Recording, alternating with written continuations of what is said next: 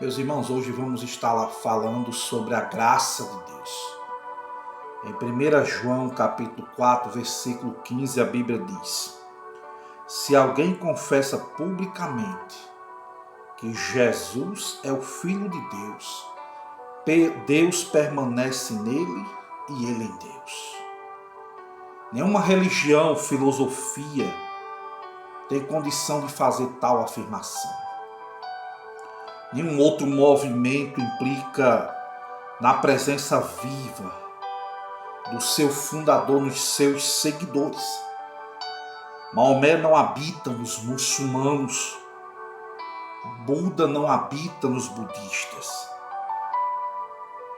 Mas o Senhor Jesus habita nos seus servos. É o que a palavra de Deus diz. Graça, entenda bem, graça é Deus como um cirurgião cardíaco, abrindo o nosso peito, removendo o coração, envenenado com orgulho, com a soberba, com a dor, e substituindo esse coração pelo próprio coração dele. Ao invés de falar para a gente mudar, ele cria a própria mudança na nossa vida. A graça é totalmente Jesus. Vive porque ele vive, trabalha porque ele trabalha, se importa porque ele se importa. Ele colocou um limite no pecado e fez uma dança vitoriosa no cemitério.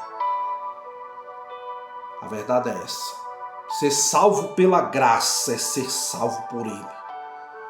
Não por uma ideia, não por uma doutrina, por um credo, por uma filiação na igreja. Não. Se você receia, meu amado, ter abusado da bondade de Deus, sai arrastando as mágoas como um para-choque quebrado, reclama mais do que aproveita e relaxa. E acima de tudo, se você fica muitas vezes se perguntando se Deus pode fazer algo com a confusão que está na sua vida, então é da graça que você precisa. Imagine, vamos falar um pouco sobre a mulher adúltera de João 8. Imagine essa mulher sendo arrastada pelas ruas. A mulher que foi apanhada em adultério no capítulo 8, ela mal teve tempo de se cobrir. Quando os cães ainda latiam, os galos fugiam, as mulheres saíam da janela, as mães tiraram os filhos do caminho, os mercadores ficavam olhando pela porta das lojas.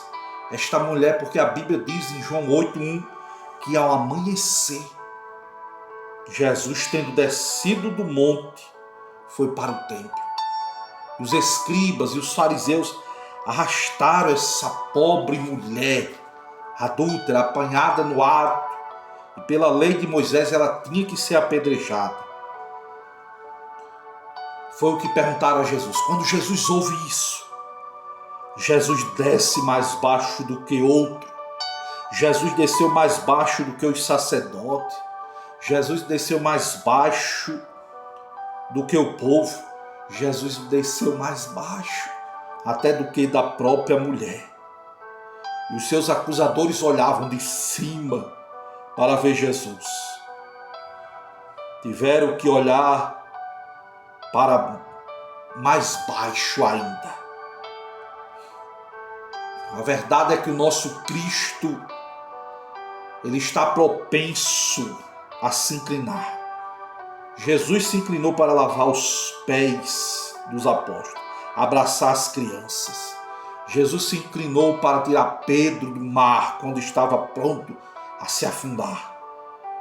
Jesus se abaixou no jardim do Éden, se inclinou-se perante o Perolino de Roma.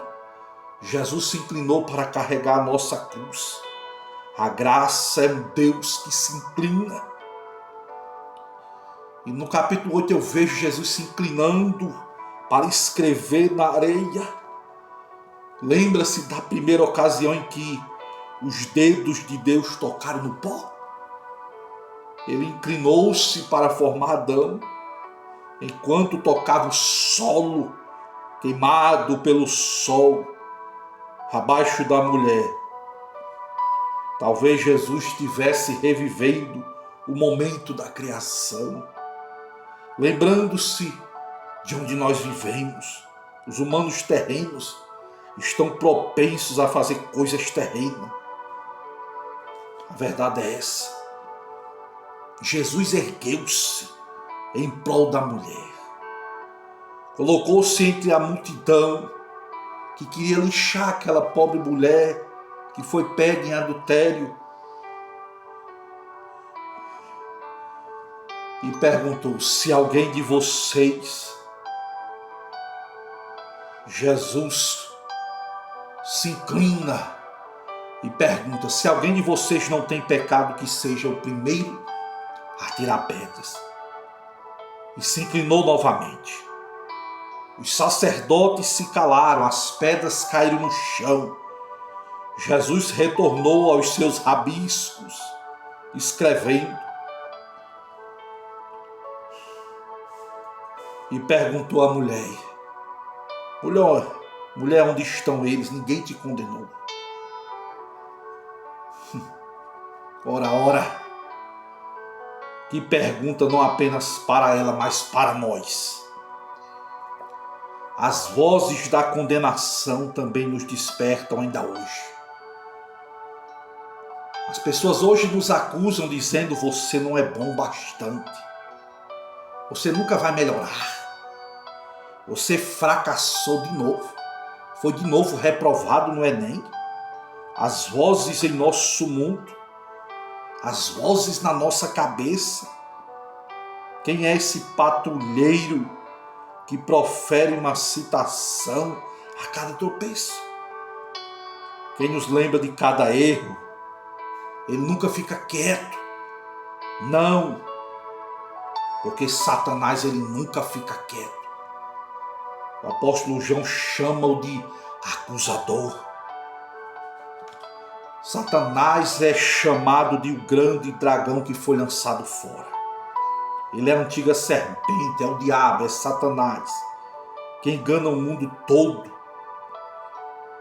Ele fez os seus anjos serem lançados por terra também. Então ouviu uma voz forte que do céu dizia: foi lançado fora os seus acusadores dos nossos irmãos, que nos acusava de dia e de noite diante do nosso Deus. Apocalipse capítulo 12, versículo 9 e 10.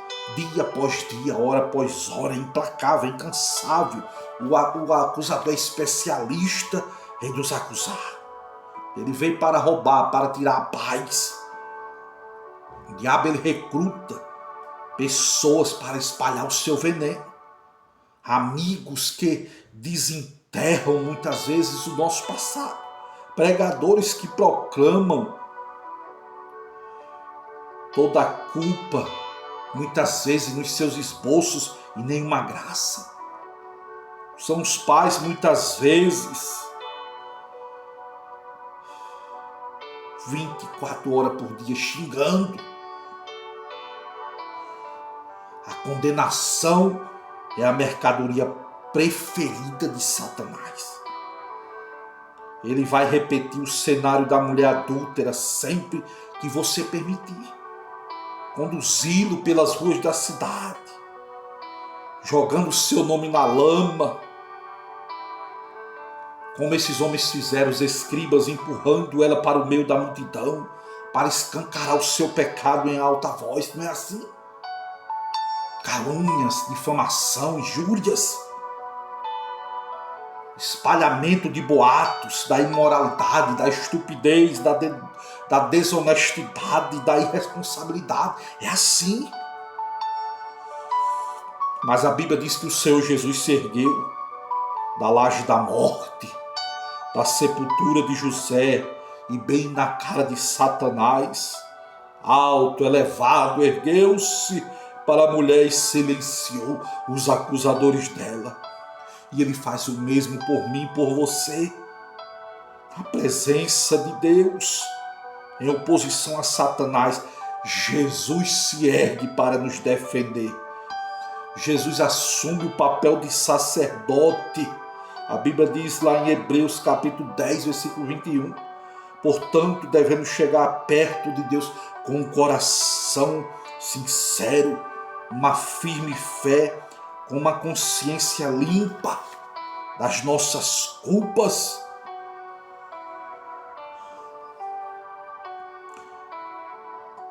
Contemple o fruto da graça. Salvo por Deus, ressuscitado por Deus, assentado com Deus, dotado, equipado, autorizado. A Bíblia diz em Efésios capítulo 2, versículo 5, que Deus nos deu vida juntamente com Cristo, quando ainda estávamos mortos em nossas transgressões. Porque pela graça sois salvos mediante a fé. Isso não vem de vós, é dom de Deus. Não é por obras para que ninguém se glorie diante dele. Somos criação de Deus realizadas em Cristo Jesus para boas obras.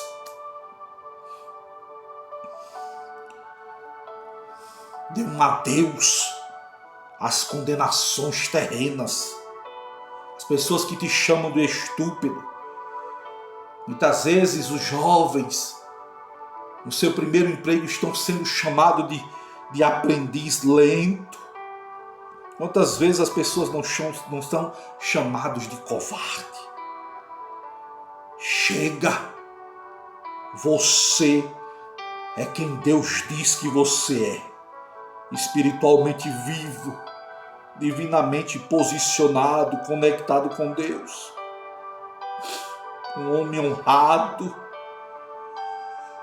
Esse é o perdão poderoso que nós podemos chamar de graça. O Espírito de Deus intercede por nós. Foi Jesus quem morreu por nós, que ressuscitou, que está à destra de Deus, que intercede por nós. A verdade é essa. A culpa de Satanás, a culpa de Satanás traz pesar o suficiente para muitas vezes escravizar o seu povo. Lembre-se, a sua vida está escondida em Deus. Colossenses 3,3, quando ele olha para você, ele vê primeiro a Jesus. Você sabia que na língua chinesa a palavra justiça é uma combinação de dois caracteres? A figura de um cordeiro em uma pessoa. O cordeiro está acima, cobrindo a pessoa. Sempre que Deus olha lá de cima para você, é isso que ele vê.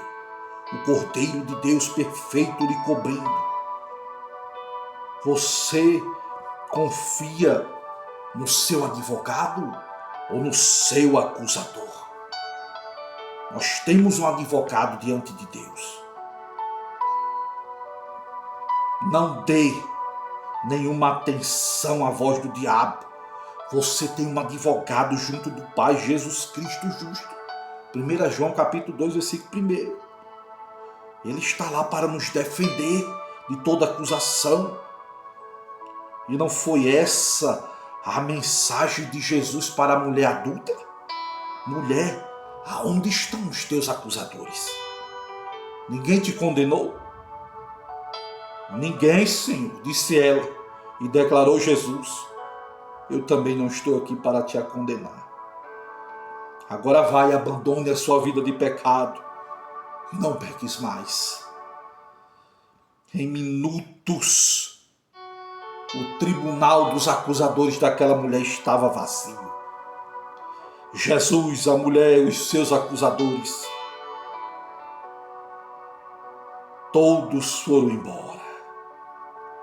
Mas ponderemos, observe as pedras no solo, abandonadas, que não foram utilizadas. Observe o escrito de Jesus naquela areia. Foi o único esboço que Jesus escreveu. Apesar de não sabermos o que Jesus escreveu naquela areia, podemos imaginar: será que Jesus não teria escrito: a graça acontece aqui? Que nós possamos guardarmos esta palavra, porque Jesus é grande para nos perdoar de todo pecado e repreender o acusador de nossas vidas. Que Deus te abençoe e te guarde, no nome santo de Jesus Cristo. E aqui eu termino com a mensagem de John Stott. Graça é Deus amando, é Deus se humilhando em favor de nós. Graça é Deus vindo nos resgatar. Graça é Deus se entregando generosamente em Jesus Cristo e por intermédio dele ao nosso favor. Que Deus te abençoe.